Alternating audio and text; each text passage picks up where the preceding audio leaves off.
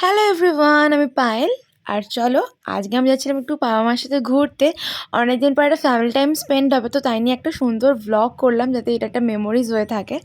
তো যাচ্ছিলাম কোথায় তোমরা দেখতেই পাবে, সেটা বলেই দিয়ে ফার্স্টে। যাচ্ছিলাম স্প্ল্যানেটে, একটু কিছু পুজোর কেনাকাটি ছিল, একটু মানে ফ্যামিলি টাইম স্পেন্ড করার ছিল। তো ইন্ডিপেন্ডেন্স দিন ছিল এটা। আর পাপাকে বললাম যে চলো কোথাও যাওয়া হোক, তো পাপা বললো যে তাহলে কেনাকাটাটা অমনি মিটিয়ে আসে, একটুখানি কিছু যেগুলো মানে হয় না, কিছু ছোটোখাটো কেনাকাটি থাকে সেগুলো। তো ফার্স্টেই গেছিলাম যেটা হচ্ছে স্প্ল্যানেটের যে শ্রীরাম মার্কেট আছে, সো সেখানে শ্রীরাম মার্কেটে যাওয়ার পর গেছিলাম ট্রেন্ড, যে তারপর ওখান থেকে কিছু আমার পছন্দ হয়নি বলে কিনে নিয়েছিলাম আমার একটা সানগ্লাস, আর ওখান থেকে কিছু ব্যাগস কেনার ছিল সেটা কিনেছিলাম আমার জন্য। তারপর সিম্পার্ক মলে গেছিলাম, সেখান থেকে আমার কিছু জিনিস কেনার ছিল, সব আমি একটা বড় ব্লকে শেয়ার করে দেবো। তারপর ওখানে গিয়ে আমি একটা ক্যাট মারছিলাম, হা।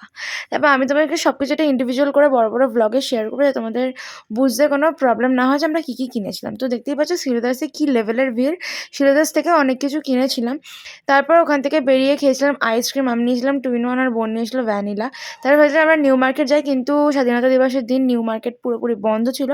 বাইরের এরিয়া স্ট্রিটগুলো খোলা ছিল। এবার আমার পুরো দেখো বোরিং লাগছে। তারপর কিছু হাড় দুল এসব কেনার ছিল, সেগুলোই কিনছিলাম। তারপর আবার চলে গেছিলাম শ্রীরাম মার্কেটে, কিন্তু সেখানে গিয়েও কিছু পছন্দ হয়নি, বোনের জন্যই কেনার ছিল কয়েকটা জিনিস।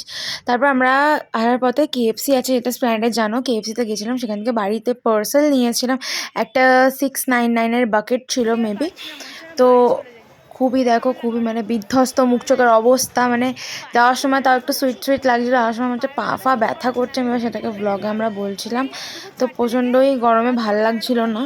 তো আজকে মোটামুটি ডেটা সত্যি বলতে খুব ভালো কেটেছে, কারণ আজ থেকে বিগত অনেক দিন হয়ে গেছে বাবা মার সাথে অনেক দিন একসাথে 4জন বেরোনো হয় না। মানে নয়তো আমি আর পাপা বোন বেরোলে মাকে নিয়ে বেরোতে পারি না, নয়তো মা পাপা বোন বেরোলে বা মা পাপা একা বেরোলে আমরা বেরোতে পারি না। তো ফ্যামিলি টাইমে খুব একটা 4জন একসাথে দূরে কোথাও যাওয়া হয় না, যেতে হলে ক্যাব বুক করেই যেতে হয়। আর যেহেতু আমাদের 4 হুইলার তো নেই, 2 হুইলারে 3জন যাওয়া যায়, বাকি তো আমি একা বাদ পড়ে যাই, তখন খুব প্রবলেম হয়, সবার মন খারাপ হয়, যে যেতে পারে না তারই মন খারাপ লাগে, আর তাকে ছেড়ে যেতেও কারোর ভালো লাগে না।